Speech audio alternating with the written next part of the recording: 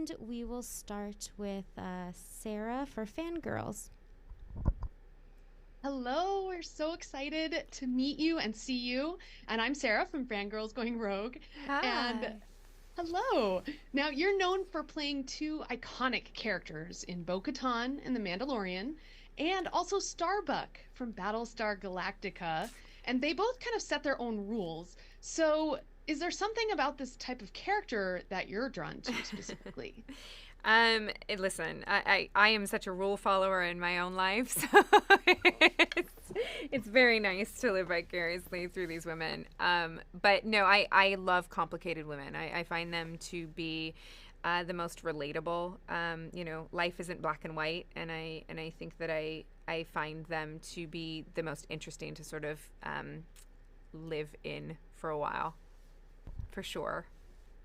Charlotte from Sky Talkers. Hi, Katie. I'm Caitlin from Hi. Sky Talkers. It's so nice to talk to you today. Hi. In this season, how would you describe Din and Bo's relationship? Um, you know, he's a bit of a distraction and a nuisance to her. I think that he inserted himself in a plan that she thought was going to go one way, and it didn't really work out the way that she wanted it to. I think that Bo-Katan truly believes that the only way to rule her people is by possessing the Darksaber. And I think that if I were her, and we've all seen her sitting on that throne stewing, I'd be figuring out how to get it back. And I think that may it probably permeates most of her thinking at this point. Richard. Hey there, I am Richard from Sky Walking Through Neverland. Great to Hello. talk with you, and you look fantastic today, by the way. Thank you. And speaking of looking fantastic, can you talk about Bo-Katan's armor? How the Mandalorians like to personalize their armor. Did you personalize Bo-Katan's armor in any way? So you're right. Armor is incredibly personalized in The Mandalorians, and I think that's one of the things. As like just a fan of Star Wars and like a Katie on set, walking around and looking at all of the different armor this year was absolutely so much fun. Our costume department is just unmatched. They're so good at what they do, and you see how I'm avoiding the question that you asked me, right? Yes, I noticed that. This is, we'll see. Kerwin. Okay, got it. Thank you. Kerwin, go ahead. Okay. Hello. Hello. Hi. So you portrayed the character Bo-Katan in both the animated and live-action series. How did you approach playing this character in these different formats, and what were some of the challenges and opportunities of bringing Bo-Katan to life in a live-action setting? Such a good question. Okay, so voice acting for Bo-Katan is a completely different medium. When I'm in the voice recording booth, I can do whatever I want with my body. I'm not restricted. There is a level of freedom that comes from just focusing on what your voice is doing and not having to think about what your hands are doing at the same time. And so then once I started playing Bo-Katan in live action, all of a sudden I had to figure out how she moved, how she walked, how she carried herself. What did her hands do? And what I realized from watching the animation and then putting on her armor and having played the voice for so long, what I realized is that Bo is incredibly stoic, and she is purposeful with her movements. When she moves and when she speaks, it's very intentional. And so I had to calm myself when I played her and make sure that I didn't move as much as I do in the booth. So when I put the helmet on and play Bo-Katan, it is the closest thing. I love it because all of a sudden my face can do whatever it wants to, and I don't have to worry about that I look like Katie, who's like excited that she's in Star Wars.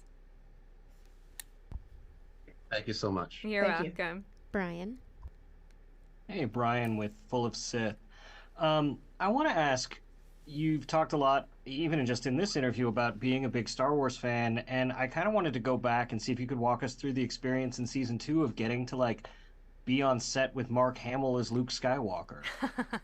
I wish I was on set with Mark Hamill. Dave Filoni, as good of friends as we are, and as much as I trust him, and as much as I say that he is the kindest, most sincere, most authentic, most amazing man in the entire world, lied to my face and told me it was Plo Koon. And I believed him because it was just an actor with dots on his face. And I believed him. I was like, Dave Filoni would never lie to me. Come on, we've been friends for over 10 years now. I trust this man with like everything, especially Star Wars. Lied to my face. So I was thinking it was Plo Koon until I literally saw the episode with you all, and I saw the green lightsaber, and I saw the cloak, and I went, stop it. Stop it. And I saw the X-Wing. I saw all of the things that you guys saw and was like, and texting Dave all at the same time. And all I text him was, Plo Koon? Question, exclamation, question, exclamation, question, exclamation. And then an angry face. He lied to me. Dan? Oh, that was really fun to listen to. Hi, I'm Dan Zare from Coffee with Kenobi. Hello. Hello there. So, speaking of Dave Filoni, what have you learned about as an actor and a storyteller from spending time with both Dave Filoni and Jon Favreau throughout this whole process? Yeah. So, I mean, talk about commitment to your work with Dave. I mean, he literally lives this. He knows this world better than anybody, probably better than George at this point. You know, and it's what he does with an absolute passion that drives him, and I love talking to him about it all the time. It's just a joy. And you know, from Jon, I mean, Jon is a master. I've wanted to work with Jon since I got into this business. He was like on my list of people I wanted to work with. He's just such a good storyteller, and he really has the ability to lead you on a journey and see the big picture, but focus on the small details. And he's just so good at what he does. Sarah? Thank you. Do you think that Bo-Katan's sister Satine's life choices and her tragic death really weigh on Bo-Katan and maybe inform your performance in any way? Absolutely. You know, I think that one of the things that I think people don't realize is how young she was in Clone Wars, because we never really talked about it.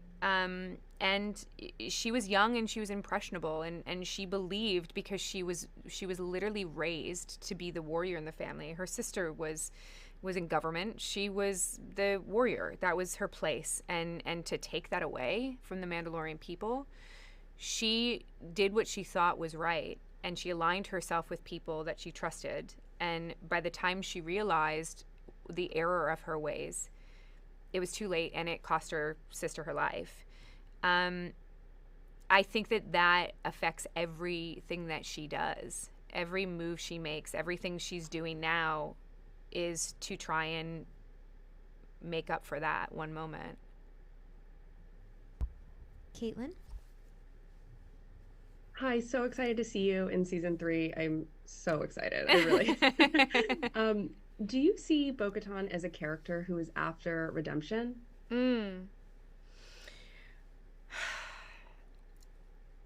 I think that Bo has too big of an ego to realize that should be what she's doing. You know, maybe the having lost everything, and where we find her in the beginning of the season could put her on that journey potentially. Richard and Sarah? Hey there, good to speak with you again. It's only been a couple of minutes. You've been to so many conventions, meeting so many fans. What memories do you have of meeting someone who either brought a tear to your eye or made you laugh really hard? Yeah. Oh my gosh, there's so many. You know, I've been doing this for a long time now, and one of the things that I always found to be incredibly important is going to conventions. It is part of the sci-fi world. It is part of the fan base. And I think that to deny that is a disservice to the genre. And I love going and talking to the fans and listening to what they liked about the thing that I did, or talking about some other project that we both think is really fun. It's something that's really important to me. And there's been moments that I've laughed hysterically. I was just at a convention and I told the story of basically how I, peed on myself in costume. It was fantastic. My suit is a one piece and I have to go to the restroom like normal person. And we couldn't get the whole thing off fast enough. And so they created a zipper for me to try out, and it didn't work. So we scrapped that idea and then just got more proficient at taking the suit off. So I try to make conventions fun, and I try to give away little tidbits of, information that people won't get anywhere else, because it's, hysterical. Well, thank you very much. And you aren't the only actress who's peed on herself in a Star Wars film or TV show. Listen, when you are in all of this stuff, you're lucky if that's all you do.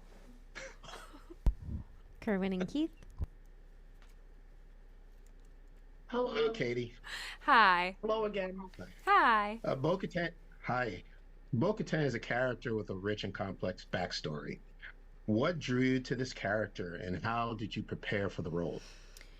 So originally when I got offered the role of Bo, it was a very, very quick conversation with Dave and sort of my team, and it was just like, do you want to play a female Mandalorian warrior in an animated series? And I was like, of course I do, and jumped at the opportunity. I really didn't give it a second thought, because I was brought up on Star Wars. To be in Star Wars was like the pinnacle thing, that you go after. And so it was almost working backwards, in the sense that, once I had the opportunity to play her in live action, that's when that work started coming in. And I started questioning all the things that she'd been through and what that looked like. And I started doing the work of an on-screen actor, which is different than, in my opinion, than the work of a voice actor. You learn the story just as well, but at the end of the day, it's my voice conveying someone else's words and story. It was what Dave wanted it to sound like. And then once we went into animation and I took a little bit more ownership over the character, I started really working and trying to understand who she was and where she came from, and the decisions that she'd made in her life that sort of put her on the trajectory of where we found her in Mandalorian. Brian?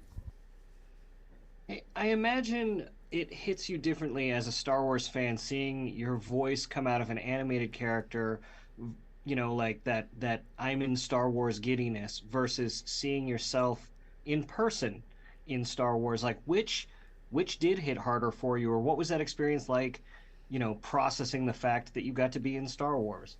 Oh, absolutely. I think that the idea of playing a Star Wars character in any medium was not lost on me from the very beginning. I took the role because I never dreamed that Bo would be in live action.